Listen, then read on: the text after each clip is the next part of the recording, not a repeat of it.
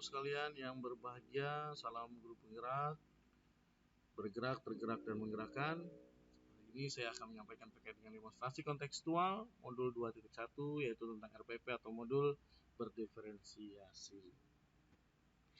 Baik Bapak Ibu, diawali dengan pengertian pembelajaran berdiferensiasi. Pembelajaran berdiferensiasi adalah pembelajaran yang mengakomodir kebutuhan belajar murid, guru memfasilitasi murid sesuai kebutuhannya dan memberi keleluasaan pada murid untuk meningkatkan potensi dirinya sesuai dengan kesiapan belajar, minat dan profil belajar murid.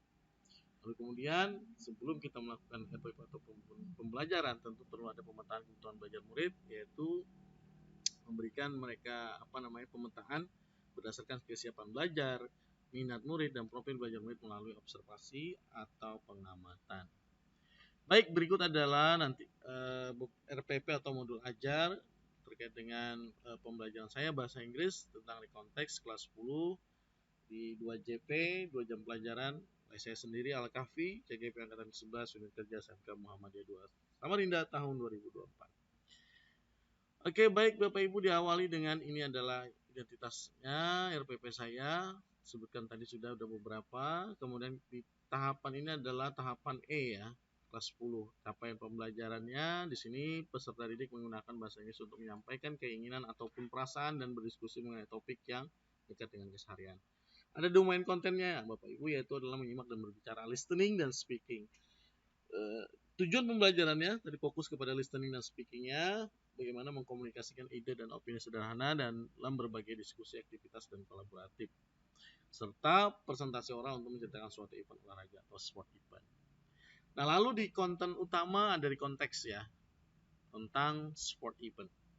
Ada pertanyaan pemantik yang nanti akan diberikan ke siswa, ada prasyarat pengetahuan ataupun keterampilannya, kemudian ada target pelajar Pancasila serta target peserta. Baik Bapak Ibu, di sini juga ada asesmennya, ada individu dan kelompok, jenis asesmennya tertulis dan unjuk kerja. Dan model pembelajaran yang saya gunakan adalah PBL, Problem Based Learning, dengan metode kooperatif tipe jigsaw. Jadi digabungkan ya Bapak Ibu.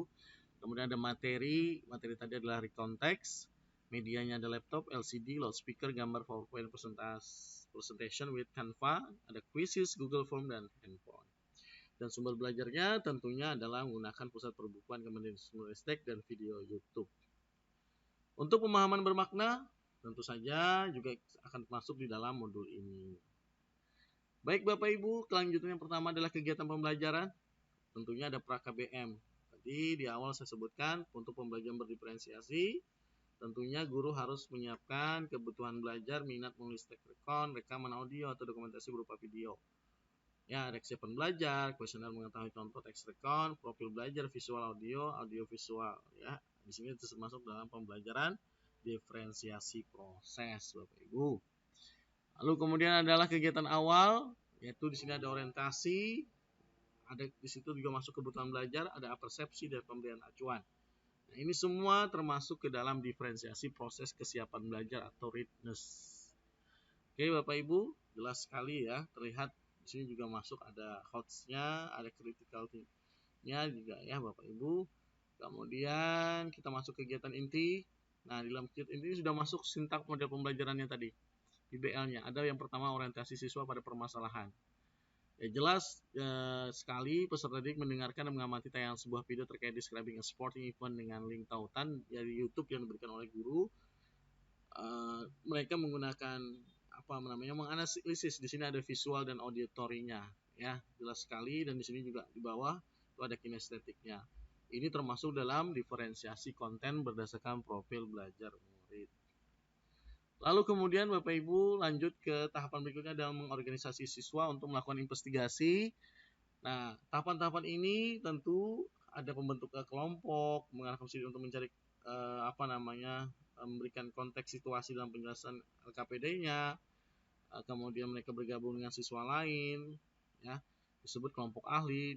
Inilah yang disebut dengan masuk dalam diferensiasi proses berdasarkan kesiapan belajar mereka, readiness ya.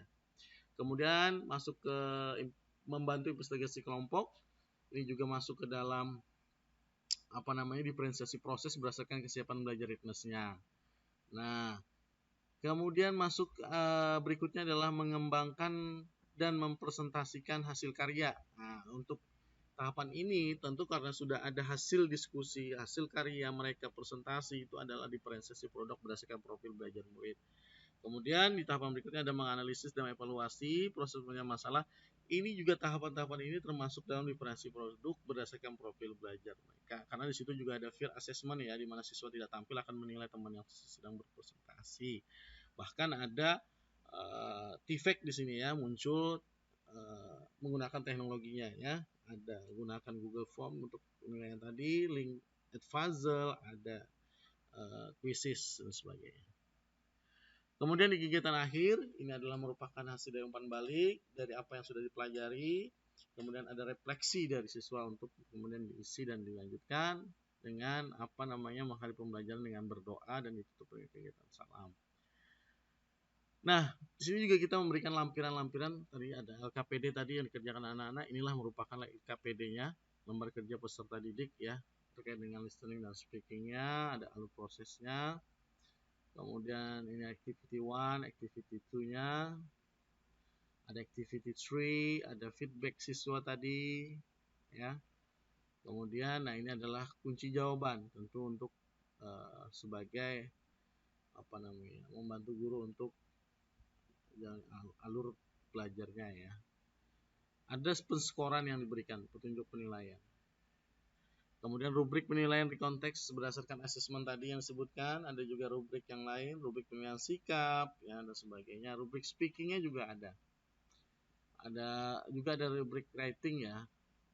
Kemudian rubrik teman sebaya tadi yang di bawah, paling bawah adalah peer assessment-nya. Dan kisi-kisi asesmen formatif juga diberikan kepada siswa, disiapkan.